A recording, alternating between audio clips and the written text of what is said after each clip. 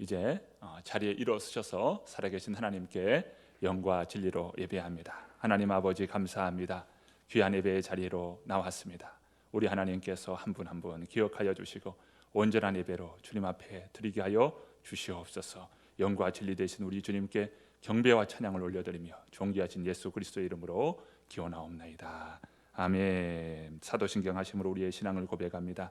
나는 전능하신 아버지 하나님 천지의 창조주를 믿습니다. 나는 그의 유일하신 아들 우리 주 예수 그리스도를 믿습니다.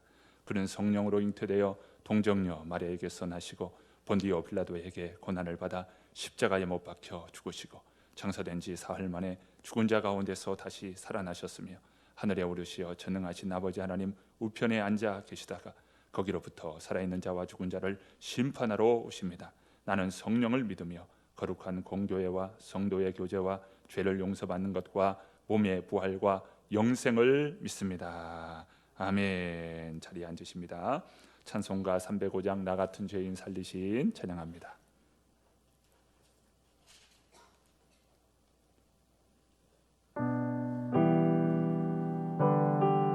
네, 마스크는 벗지 않습니다. 네. 나 같은 죄인 살리신 주 은혜 놀라워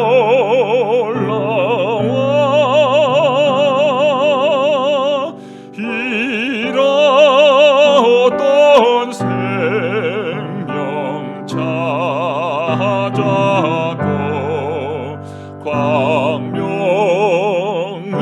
광명으로 뒀네.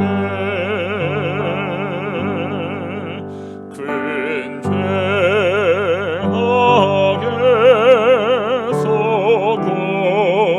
건지신 주 은혜 고마워.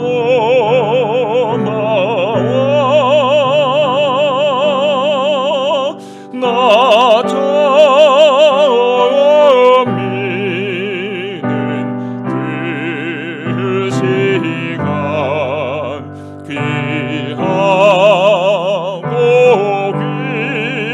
귀하다.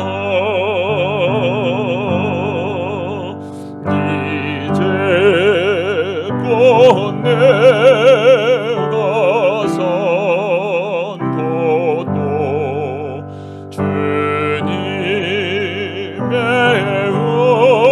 은혜라. 또 나를 정차 본향에 인도해 주시리. 거기서 우리 영원히 주님의 은혜로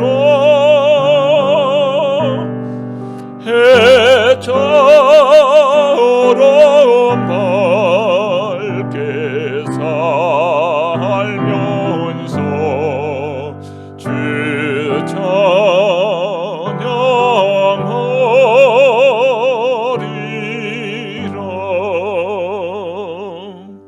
아멘. 박지훈 집사님 기도하시고 함께 기도합니다.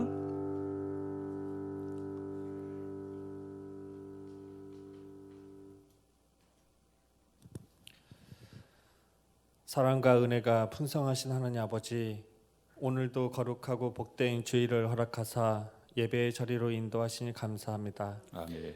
이 시간 저희들 부족하고 연약하여 지치고 아픈 마음 이대로 주님 앞에 나왔사오니 하나님 아버지, 주님께 드리는 이 예배를 통하여 하나님의 크신 사랑과 은혜로 위로받고 회복되는 귀하고 복된 예배 되기를 간절히 기도합니다. 아멘. 나라를 멸하시고 또 세우신 하나님 아버지, 이 나라와 이 민족을 불쌍히 여겨 주시옵소서. 아멘. 정치와 경제와 또한 전 세계를 위협하는 코로나 전염병까지 우리가 처한 나라 안팎의 사항들이 너무 위태롭고 위험해 우리가 어찌할 바를 모르는 상황입니다. 우리의 범죄함으로 하늘 문이 닫히고 재앙이 있을 때 돌이켜 회개하고 주님께 돌아와 부르짖어 기도하면 모든 허물을 사하시고 응답해 주심을 믿사오니 교만한 마음으로 하나님보다 세상의 지식과 재물을 더 의지하고 우상으로 새겼던 것들을 용서하여 주시옵소서. 아멘. 예굽에 내렸던 10가지 재앙 중에도 택하신 백성들은 자녀들과 가축까지도 보호하셨던 하나님, 그리고 40년 광야길에 수많은 죽음과 고난 중에도 살아갈 길을 열어주시고 축복의 땅으로 인도하신 주님, 우리들의 이 세상과 고난과 어려움 속에도 결국은 생명의 길로, 의의 길로, 축복의 길로 인도하신 하나님을 바라볼 수 있는 믿음의 눈을 허락하여 주옵소서. 아멘. 거짓과 진리를 분별할 수 있는 지혜도 주시옵소서. 나라의 어려움을 통하여 우리의 연약한 신앙이 회복되게 하시고 이 나라가 주님을 원하시고 기뻐하시는 진정한 주님의 나라 되도록 축복하여 주옵소서. 새로남 교회를 사랑하사 지금까지 이곳까지 함께 하시고 인도하신 하나님 아버지, 이제 우리가 더 낮은 곳을 섬기는 교회 되게 하시고 주님의 모습을 본받아 가난한 자, 눈먼 자, 질병으로 고통받는 이웃들과 함께하는 복된 교회 되게 하여 주옵소서. 아멘. 이 시간 함께 예배 드리는 자녀들을 축복하사 어떤 상황에도 말씀대로 지켜 행했던 다니엘처럼 세상의 유혹에 빠지지 않고 말씀대로 순종하며 살아가는 정금 같은 믿음이 되게 하옵소서. 아멘. 새롭게 시작하는 새학년 새학기 학교 생활이 두렵지 않게 하시고 가정과 학교에서 어디서든지 늘 사랑받는 주의 자녀 되게 하옵소서. 아멘. 사랑의 하나님 아버지, 이 시간 주님의 말씀을 선포하신 우리 목사님을 붙들어 주시고 성령으로 함께하사 말씀을 통하여 우리의 심령이 변화되고 회복되는 뜨거운 은혜로운 시간 되게 하여 주옵소서. 아멘. 이 시간 하나님의 영광이 가득한 시간과 우리 입술의 모든 말과 구하지 못한 마음속의 묵상까지도 주님께 연락되기를 간절히 바라고 원하오며 길이고 진리이시고 생명 되신 예수 그리스도의 이름으로 기도드립니다. 아멘.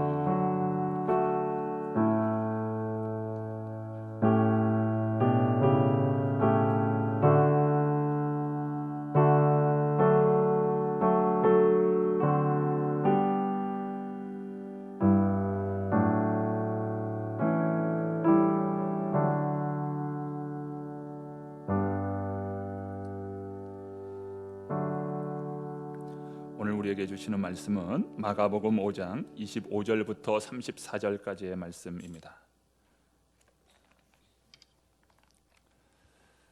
마가복음 5장 25절부터 34절까지의 말씀입니다. 마가복음 5장 25절 말씀 제가 봉독합니다. 12해를 혈류증으로 알아온 한 여자가 있어 많은 의사에게 많은 괴로움을 받았고 가진 것도 다 허비하였으되 아무 효용이 없고 도리어 더 중하였던 차에 예수의 소문을 듣고 무리 가운데에 끼어 뒤로 와서 그의 옷에 손을 대니 이는 내가 그의 옷에만 손을 대어도 구원을 받으리라 생각함일러라. 이에 그의 혈루 근원이 곧 마름에 병이 나온 줄을 몸에 깨달으니라. 예수께서 그 능력이 자기에게서 나간 줄을 곧 스스로 아시고 무리 가운데서 돌이켜 말씀하시되 누가 내 옷에 손을 대었느냐 하시니 제자들이 여짜오되 무리가 에워싸미는 것을 보시며 누가 내게 손을 대었느냐 물으시나이까 하되 예수께서 이 일 행한 여자를 보려고 둘러보시니 여자가 자기에게 이루어진 일을 알고 두려워하여 떨며 와서 그 앞에 엎드려 모든 사실을 여쭈니 예수께서 이르시되 딸아 내 믿음이 너를 구원하였으니 평안히 가라. 내 병에서 놓여 건강할지어다. 아멘. 하나님께서 주신 오늘 우리의 말씀입니다. 병을 가지고 있지 않은 사람은 아무도 없을 것입니다. 또 병에 직접적으로 걸리지 않았을지라도 병이 찾아옵니다. 감기가 오든 몸살이 오든 재채기가 나오든 다 우리는 병에 걸리기 마련입니다. 그런데 이 병원에서 치료를 받았는데 치료가 잘 되는 경우도 있지만 치료가 잘 안 되는 경우들이 있습니다. 문화일보 이번 달 24일에 그 보도된 의료 분쟁 해마다 급증이라는 이러한 논설이 나왔어요. 의료 분쟁 조정중재원의 상담 건수가 2013년도에는 3만 6천 건, 또 2015년도에는 3만 9천 건, 2017년에는 5만 5천 건으로 급증하였다라고 하는 보도입니다. 의사나 병원에서 일부러 실수한 것은 아니지만 그만큼 병을 고치는 것이 어렵다라고 하는 이야기입니다. 자동차 정비사가 엔진을 정비하고 있는데 마침 그 동네에 사는 외과 의사 선생님이 이 정비하는 곳에 방문하게 되었습니다. 정비사가 한참 정비를 합니다. 그러면서 엔진을 다 보더니 엔진을 다 분해하면서 고치고 있는 겁니다. 선생님, 제가 이렇게 엔진을 다 뜯어서 고치고 나면 이 엔진이 새 것처럼 깨끗해지게 됩니다. 그런데 재밌지요? 의사 선생님이나 저나 별 틀리지 않은 비슷한 일을 하고 있는데, 그런데 왜 제 봉급은 이렇게 적은지 모르겠습니다. 그런 이야기였어요. 의사 선생님이 고치는 거나 내가 고치는 거나 별 차이도 없는데 왜 봉급은 이렇게 많이 차이 납니까? 그렇게 이야기했더니 이 의사 선생님이 하는 말이, 그러면은 엔진에 시동을 걸어보고 한번 고쳐보세요. 무슨 말입니까? 나는 늘 엔진을 켜두고 고치는 것과 같은 그런 일을 하고 있다는 그런 이야기인 것입니다. 의사가 아무리 훌륭해도 우리의 모든 병을 고치지는 못할 것입니다. 예수님께서는 야이로의 딸이 아주 위독하다는 소식을 듣고 이 야이로와 함께 예수님이 그 집에 가게 되었습니다. 지금 야이로의 심령은 빨리 집에 가서 딸을 만나서 그 딸이 고침받기를 간절히 말하는 바람으로 예수님과 함께 길을 나서고 있는 것입니다. 그런데 사람들이 하도 많고 인파가 밀리니까 좀처럼 앞이 열리지도 않고 또 길이 쉽게 열리지 않는 그런 가운데 있는 것입니다. 그런 가운데 예수님께서 갑자기 멈춰 서는 거예요. 한다는 이야기가 무슨 이야기입니까? 누가 내 옷에 손을 대었느냐. 그러니까 제자들이 이렇게 많은 사람들 틈에서 예수님 지금 옷에 손을 대었다고, 그 누가 옷에 손을 댔냐고 그렇게 물으신다면 우리가 어떻게 그 사람을 알 수가 있고 찾을 수가 있겠습니까? 한두 사람이겠습니까? 이런 이야기겠죠. 제자들은 지금 상식선에서 이야기합니다. 본문 말씀 보시죠. 30절과 31절 말씀입니다. 우리 같이 한번 읽어봅니다. 예수께서 그 능력이 자기에게서 나간 줄을 곧 스스로 아시고 무리 가운데서 돌이켜 말씀하시되 누가 내 옷에 손을 대었느냐 하시니 제자들이 여짜오되 무리가 에워싸 미는 것을 보시며 누가 내게 손을 대었느냐 물으시나이까 하되, 예수님의 말씀은 무엇입니까? 내게서 능력이 나갔느니라. 내게서 능력이 나갔느니라. 많은 인파들 틈에서 한쪽 가운데에 두려움에 떨고 있는 한 여인을 향하여 그 장면이 그 길을 향하여 비춥니다.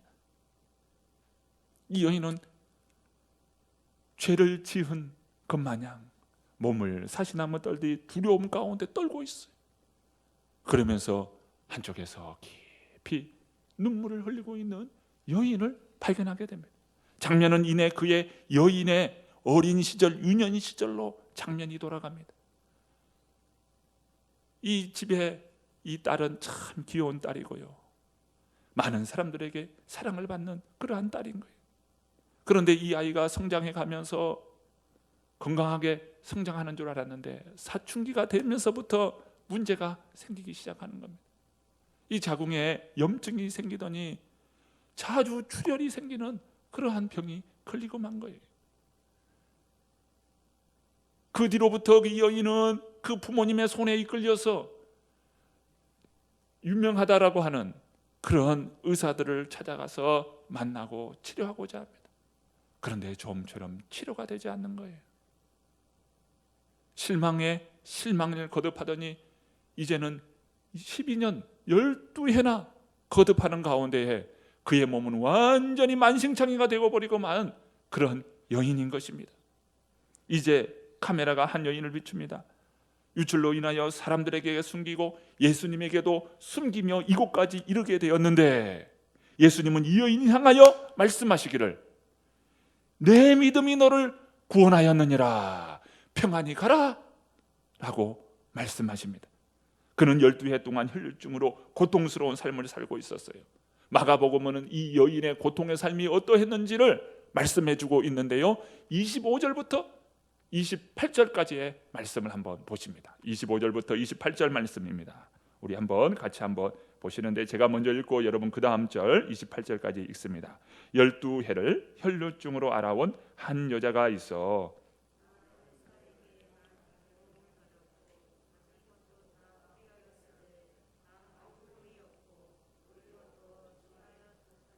예수의 소문을 듣고 무리 가운데 끼어 뒤로 와서 그의 옷에 손을 대니, 이는 내가 그의 옷에만 손을 대어도 구원을 받으리라 생각함일러라.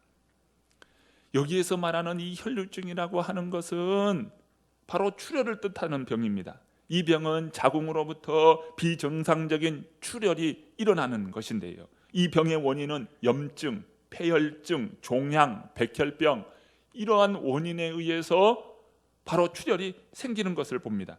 여기 언급된 여인은 이 병으로 인하여 12년 동안 고통을 받고 있었어요. 12년 동안 이 병으로부터 고침받기 위해서 그는 할 수 있는 것을 다 합니다.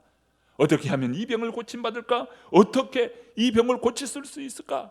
이런 가운데에 그는 살아왔다는 거예요. 그런데 이가 12년 동안 어떠한 삶을 살았는지 본문은 말씀해 주고 있는데 26절입니다.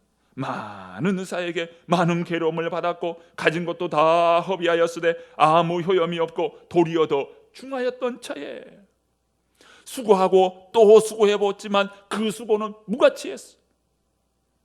많은 돈을 들여봤지만 그 돈도 아무 소용이 없었어. 이것이 혈류증으로 고통받고 있는 한 여인에 대한 이야기입니다. 오늘 26절 한번 보세요. 많은 의사에게 많은 괴로움을, 가진 것도 다 허비하였으되 아무 효염이 없고 도리어 더 중하였던 차에, 이것은요 지금 이 여인이 얼마나 고통 중에 삶을 살았는지 이 말씀이 계속해서 강조하면서 본문이 이루어지는 것을 봅니다. 주님은 이 여인의 삶을 통해서 과연 오늘 사는 우리에게 무엇을 말씀하려 하실까요? 주님은 지금 이 말씀을 통해서 오늘 나에게 무엇을 말씀하시려고 이 말씀을 베푸실까요? 우리는 혈류증과 같은 그런 질병은 아닐지라도 혈류증과 같은 그런 삶의 문제를 다 가지고 있다는 것이, 어느 한 목사님은 참 목회에는 자신이 있는데 특별히 자신 없는 것은 교회 성장하는 것이 자신이 없다는 거예요. 이 목사님에게는 문제가 있는데 교회 성장이 마치 혈류증 병과 같은 그런 문제인 것입니다. 공부하는 학생 가운데는 공부 외에는 다 잘할 수 있는데 이 공부가 그렇게 힘들다는 거예요. 공부하는 것이 그렇게 힘들어요. 그래서 그 공부는 마치 혈류증과 같은 것입니다. 어떤 사람은 직장만 잡으면 행복할 수 있을 텐데, 어떤 사람은 결혼만 하면 행복할 수 있을 텐데, 결혼 문제나 직장 문제나 이런 것들이 다 오늘 우리가 가지고 있는 혈류증과 같은 문제들이라는 겁니다. 우리를 고통스럽게 하는 것은 외적인 문제만 있는 것이 아니에요. 이 내적인 문제를 가지고 있어요. 우리가 사실 많이 힘들어하는 것은 외적인 문제도 있지만 내적으로 얼마나 우리가 고통을 겪고 있습니까? 우리가 가지고 있는 그런 상처로 인해서, 그런 아픔의 문제를 가지고 있는 그것으로 인해서 우리가 그 사람과 대화해보지 않고 그 사람의 입장을 우리가 다 알지 못하기 때문에 그가 어떤 고통을 당하는지, 어떤 아픔을 가지고 있는지 다 알 수는 없지만 우리는 다 그 내적인 아픔을 다 가지고 있다는 것입니다. 그러니까 그 내적인 그러한 상처들이 너무 커서 누군가 그 상처를 건드리면 쉽게 분노하는 거예요. 그리고 그것을 자기 스스로 조절할 수 없는 그런 지경에 이르게 되는 것입니다. 우리 모두는 혈류증으로 고통받고 있는 이 여인처럼 오늘 우리도 혈류증과 같은 그런 아픔을 가지고 살아간다 이 말입니다. 그러므로 우리도 치료자가 필요해요. 우리에게 치료자가 필요합니다. 내 삶의 아픔, 내 삶의 이러한 문제들을 고칠 치료자가 필요합니다. 다시 한번 26절 말씀을 보십시오. 26절 말씀 같이 한번 읽어봅니다. 읽습니다. 많은 의사에게 많은 괴로움을 받았고 가진 것도 다 허비하였으되 아무 효험이 없고 도리어 더 중하였던 차에 이 여인이 겪었던 것은 점점 절망적이에요. 소망이 다 끊어지는 겁니다. 본문은 이 절망이 완전히 끝났다는 것을 계속해서 강조하면서 말씀합니다. 그렇다면 이 여인이 겪었던 이 고통은 어떠했는지 그 요소를 한번 살펴보고자 합니다. 먼저는 이 여인은 물질적으로 큰 고통을 받고 있었어요. 12년 동안 병 고치느라 재산을 다 허비하였습니다. 용하다고 하는 그 의사들마다 다 찾아가서 돈을 들이고 또 돈을 들이면서 고쳐봤지만 어때요? 병이 고쳐지는 거 아니고 도리어 더 괴로움받고 모든 가진 것을 다 허비하였다고 성경은 말씀합니다. 의원들의 말을 들으면 금방이라도 고칠 것 같아요. 그런데 어떻습니까? 시간은 지체되고 돈은 점점 들어갑니다. 이쪽 저쪽 고쳐보려고 하지만 돈을 다 허비하고 만 것입니다. 두 번째, 이 여인이 겪었던 고통은 육체적인 고통이라는 거예요. 12년 동안 혈류증을 앓았으니까 몸이 얼마나 허약하겠어요. 육체적으로 점점 쇠약해가는 자신을 봅니다. 완전히 유출로 인해서 이게 점점 고통 가운데 있는 것입니다. 병의 증세가 나아지지 않고 오늘 말씀 보면 도리어 더 중하여졌다고 했어요. 그러니까 몸이 성할 리가 없는 거예요. 의원들은 이 여인의 수치를 드러내면서 이렇게 고쳐내려 보려고 하고 저렇게 고쳐내려 가요. 여인은 그 수치를 감내하면서 부끄러움을 감내하면서 고쳐보려 했지만 어때요? 고치지를 못하는 거예요. 온갖 괴로움은 더해갔습니다. 병이 고쳐지는 것이 아니라 더 중하게 되었어요. 의원들이 하는 이야기가 더 마음을 아프게 해요. 내가 고쳐보려 했지만 안 됐네요. 병이 더 심하게 되었네요. 다른 의원을 찾아가 보세요. 이것이 이 여인이 겪었던 고통입니다. 세 번째로 이 여인이 겪었던 고통은 정신적 고통이에요. 여인으로서 정상적인 생활을 할 수가 없어요. 결혼을 할 수도 없고 아이도 가질 수도 없어요. 유출로 인해서 온 가족에게까지 폐를 끼치게 됩니다. 가족들이 자신으로 인하여서 아파하는 모습을 봅니다. 왜 나는 이런 못된 병이 걸렸을까? 왜 나에게 이런 병이 찾아왔을까? 부모님은 자신을 돌본다고 고생하십니다. 딸아이 살려보겠다고 이쪽 저쪽 고통을 겪어가면서 이 부모는 고통스러운 거예요. 이 여인이 그 부모님을 볼 때 부모님이 고생하시는 그 모습을 보면서 점점 얼굴이 주름 한가득인 거예요. 이 괴로움이 더해져 가는 거예요. 내가 차라리 없었으면 부모님이 저런 고통을 하지 않았을 것인데 부모님은 가진 재산 나로 인해 다 허비합니다. 그는 정신적 심리적으로 참기 힘듭니다. 차마 누구에게라도 속 시원하게 말할 수 있었으면 좋을 건데 그런 자괴감과 차멸감에 밤잠을 이루지 못하는 삶을 살아갑니다. 여인의 고통은 물질적이고 육체적이고 정신적인 이 고통뿐만 있는 것이 아니라 영적이고 종교적인 고통까지 더해졌다는 거예요. 이 여인이 지금 병에 걸리는 것은 혈류증입니다. 이 혈류증은 구약 성경 이 레위기 15장에서 말하는 유출병이에요. 유출병은 아주 고약한 병입니다.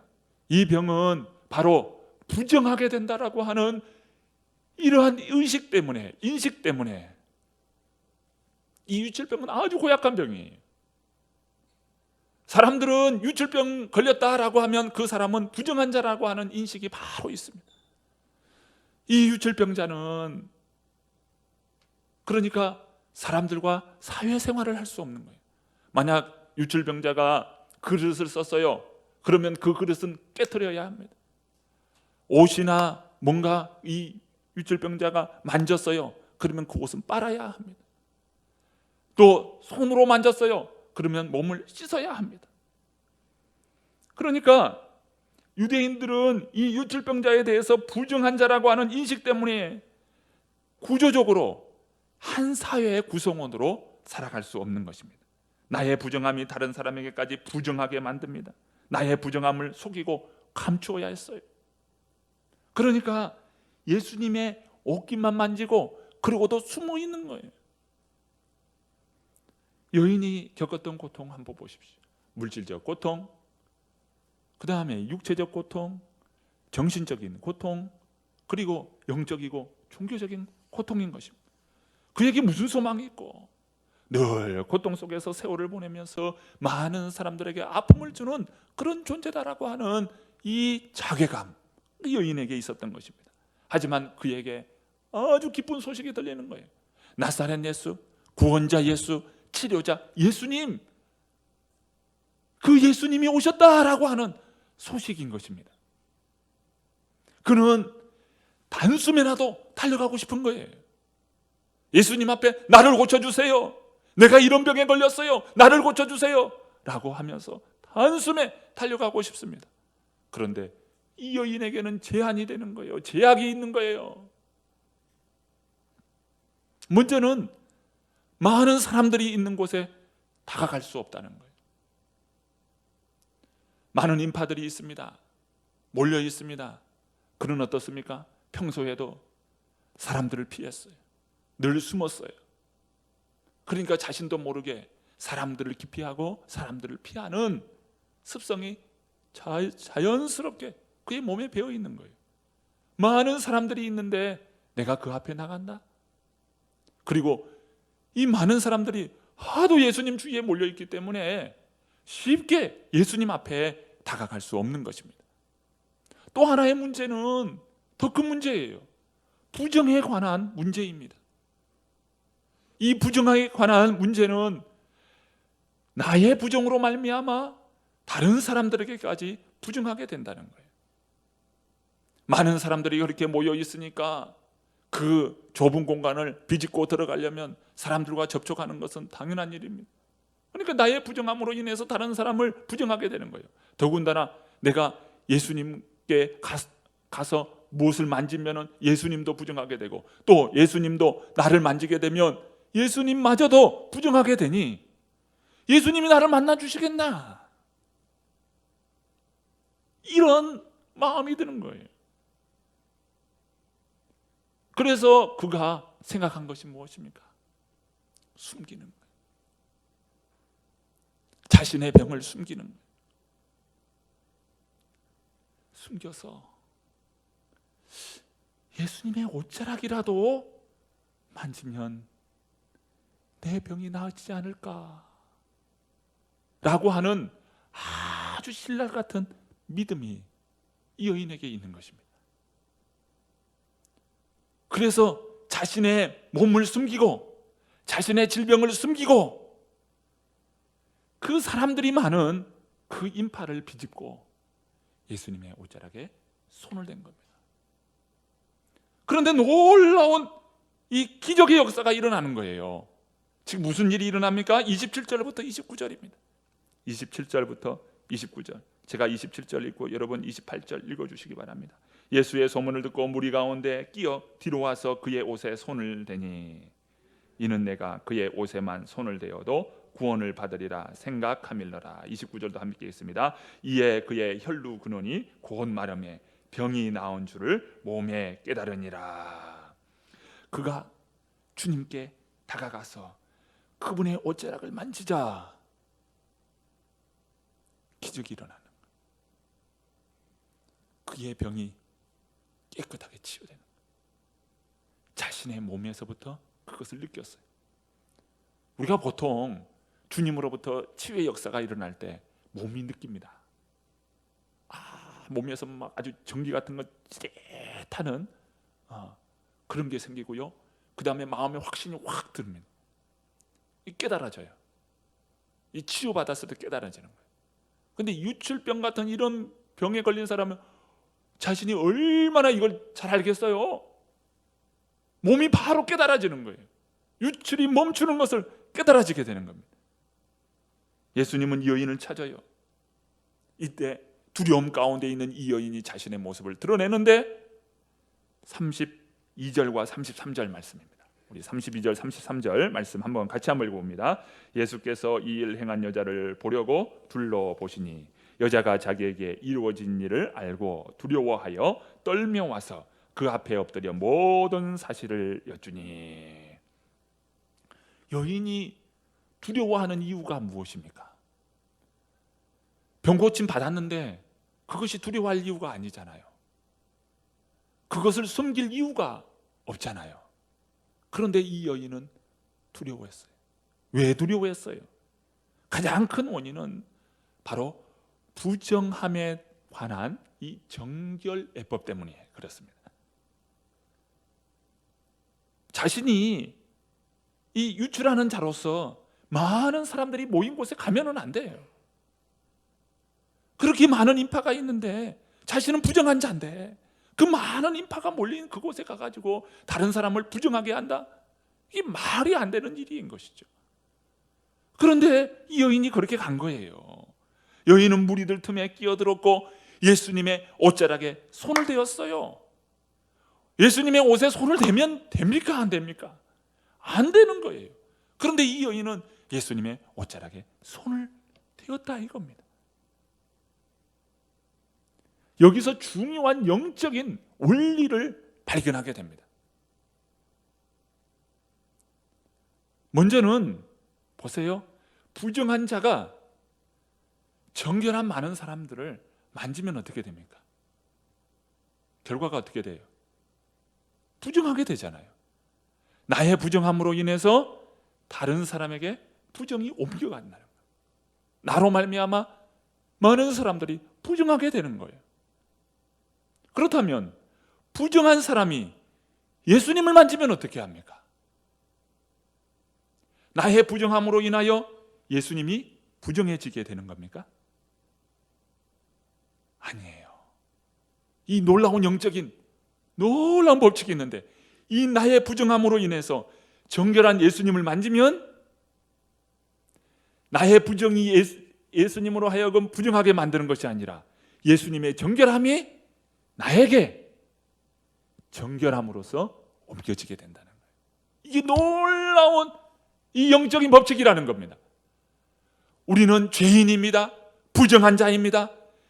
그런 죄인이요 부정한 자가 예수님을 만나면 그 예수님의 은혜로 말미암아 우리는 정결하게 되는 거예요. 죄인이 의롭게 되는 길이 열리게 되는 것입니다. 우리 사랑하는 성도님들은 예수님을 만날 수 있기를 바랍니다. 이제 여인에게 하시는 예수님의 말씀을 보십시오. 마지막 절 34절입니다. 34절 함께 읽어봅니다. 예수께서 이르시되 딸아 내 믿음이 너를 구원하였으니 평안히 가라. 내 병에서 놓여 건강할지어다.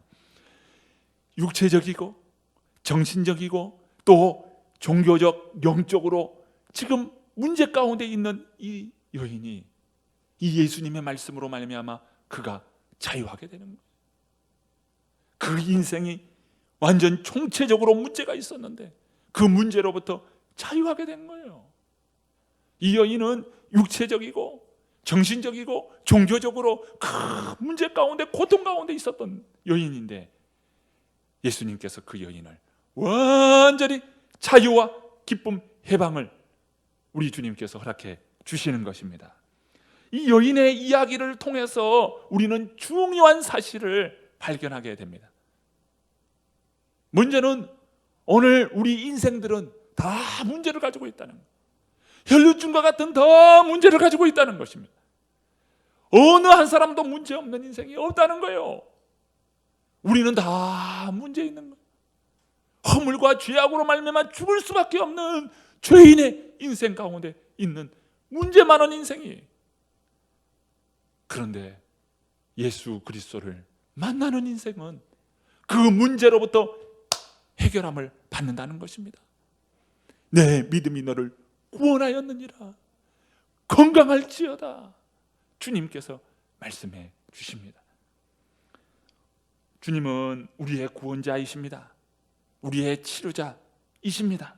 옷자락만 만져도 낫겠다라고 하는 이 여인의 믿음처럼 우리 사랑하는 우리 새로남의 모든 성도님들은 믿음 있는 귀한 하나님의 사람들 다 되시기를 바랍니다. 주님은 동일하게 우리에게 말씀합니다. 내 믿음이 너를 구원하였으니 평안히 가라. 내 병에서 놓여 건강할지어다. 예수님을 만나 구원의 은총을 받고 치유와 회복을 이루어가는 저와 여러분 되기를 간절히 축원합니다. 기도합니다. 모든 영광을 받으시기에 합당하신 하나님 아버지, 오늘 우리는 인생에서 여러 가지 고난과 고통, 아버지 이러한 문제를 끌어안고 살고 있습니다. 코로나로 인하여 사회적 큰 고통을 겪고 있습니다. 물질이 없어 살기 힘듭니다. 육체가 병들어서 고통스럽습니다. 사람들과 갈등으로 힘듭니다. 영적으로 회복되지 않아 답답한 가운데 있습니다. 혈루증 여인이 예수님의 옷자락만이라도 하는 심정이 있듯이 오늘 저희들도 예수님의 옷자락만이라도 라고 하는 심령으로 주님의 은혜를 구합니다. 주님, 나를 만나 주시옵소서. 저희들을 구원하여 주시옵소서. 오늘 우리의 간구를 들어 주시옵소서. 하나님 나라의 풍성한 복음의 영광을 아버지 오늘 우리에게 허락하여 주시옵소서. 거룩한 은혜의 생수가 주님의 보좌로부터 바로 우리 이곳 새로남 교회 위에 충만히 임하게 하여 주시옵소서. 이 시간도 귀한 예물을 주님께 드립니다. 11조 예물을 드리고 주정헌금을 드리고 감사 예물과 여러 가지 목적을 가지고 주님 앞에 예물을 드리오니 주님 받아 주시옵소서. 하나님께 하늘 축복의 문을 열어 주시옵소서. 하늘의 신령한 복을 누리게 하여 주시옵소서. 이 땅에서 잘되고 형통한 복을 허락하여 주시옵소서. 넘치게 응답하실 존귀하신 예수 그리스도의 이름으로 간절히 기도드리옵나이다. 아멘. 우리 찬양하실 때 슬픈 마음이 있는 자 찬양합니다. 네,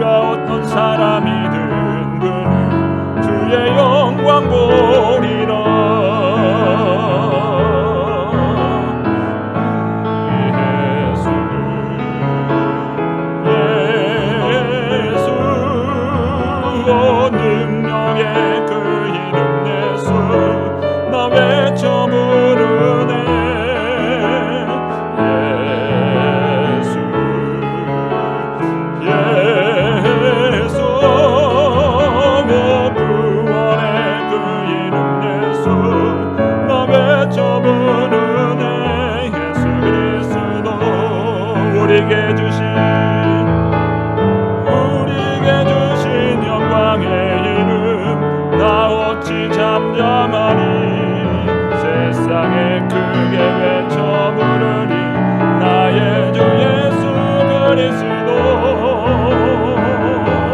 예수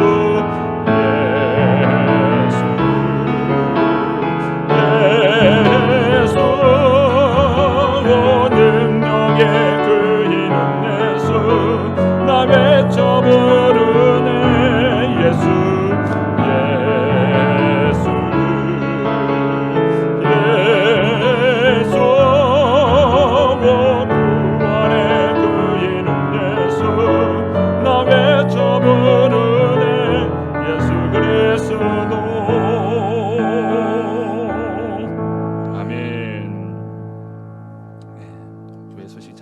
전합니다. 함께 예배드리신 우리 모든 성도님들을 진심으로 축복하고 환영합니다. 지금 바이러스로 인해서 정부 시책에 또 우리 총회 정책에 따라서 현재 새벽 예배, 수요 또 금요 주일 오후 예배는 잠정적으로 중단합니다. 나라와 민족을 위해서 특별히 기도해 주시고 우리 개인도 그렇지만 특별히 사업을 이뤄가고 있는 우리 성도님들 계십니다. 참 어려운 때인데 우리 사업하고 계신 분들을 위해서도 특별히 기도해 주시기를 바랍니다. 사순절 매일 말씀 읽기 표를 주보에 넣어 드렸습니다. 매일매일 말씀을 읽으시고 그 말씀을 묵상하시고 우리가 특별히 또 새벽 예배도 없기 때문에 우리가 말씀 묵상하면서 그 말씀을 통해서 내 삶에 적용하고 하나님께서 이 말씀을 통해서 어떻게 내게 이 말씀을 붙들게 하시는지 우리가 말씀 읽으면서 묵상할 수 있는 여러분들 되시기를 바랍니다. 그래서 특별히 사순절은 이런 전통이 있어요. 사순절 기간 동안 말씀을 읽고 말씀 묵상을 하고 그리고 기도하는 전통이 있기 때문에 이 사순절 매일 말씀 읽기 표를 넣었습니다. 그래서 매주마다 사순절이 끝나는 그 시간마다 제가 이렇게 올려드릴 것인데요.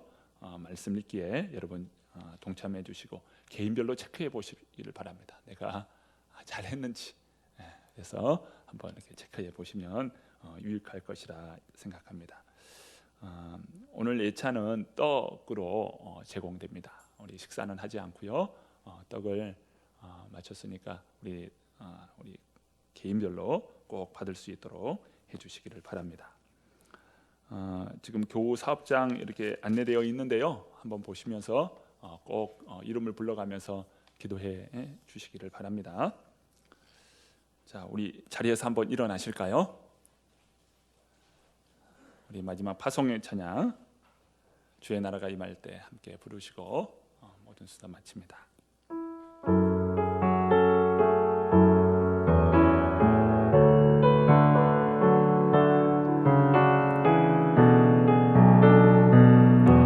높이 들어 찬양합니다. 주의 나라가 임할 때 주의 나라가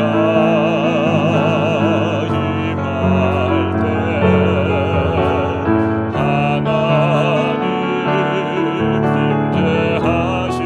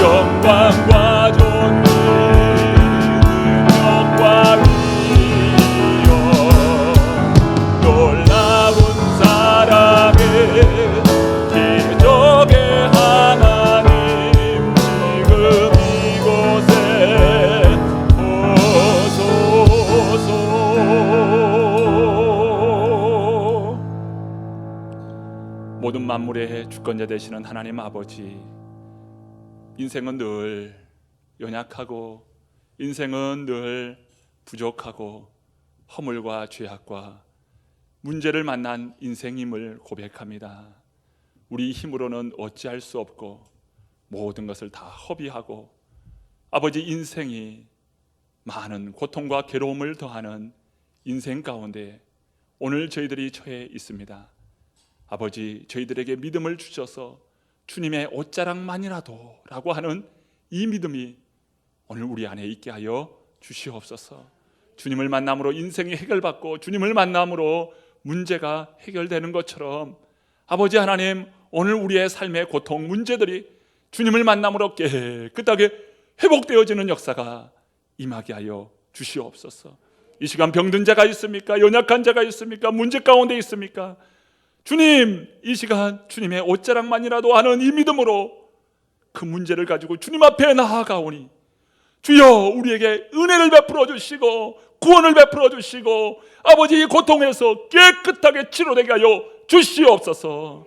이제는 우리 주님 예수 그리스도의 은혜와 아버지 하나님의 크신 사랑하심과 성령 하나님의 위로교통 역사해 주심이 믿음으로 나아가는 우리 모든 성도님들과 가정과 우리 새로남 교회와 이 나라 이 민족 열방 위에 지금부터 영원까지 함께 하시기를 간절히 축원하옵나이다.